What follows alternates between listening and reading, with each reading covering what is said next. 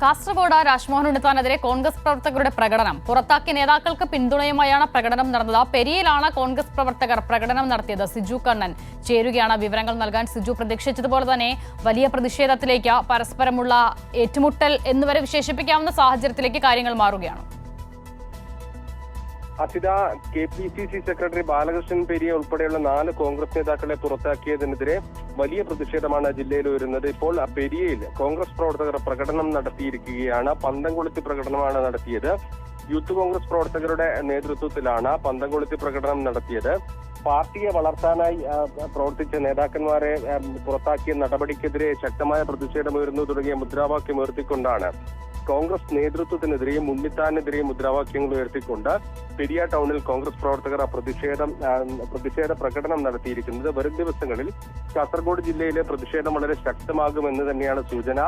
വളരെ കൃത്യമായ നിലപാട് ഇത് കഴിഞ്ഞതിന് ശേഷം, നടപടിക്ക് ശേഷം ബാലകൃഷ്ണൻ പെരിയ വ്യക്തമാക്കിയിട്ടുണ്ട്. ബാലകൃഷ്ണൻ പെരിയക്ക് ജില്ലയിലെ മുതിർന്ന നേതാക്കളുടെ അടക്കം പിന്തുണയുണ്ട് എന്നാണ് മനസ്സിലാക്കുന്നത്.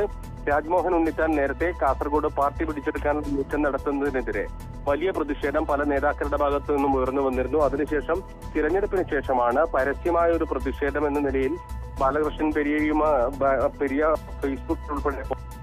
ഏതായാലും വരും ദിവസങ്ങളിൽ ഇതിന്റെ തുടർച്ചയായി വലിയ പ്രതിഷേധങ്ങൾ ജില്ലയിൽ ഉണ്ടാകുമെന്നാണ് പ്രതീക്ഷിക്കുന്നത്. അസിത.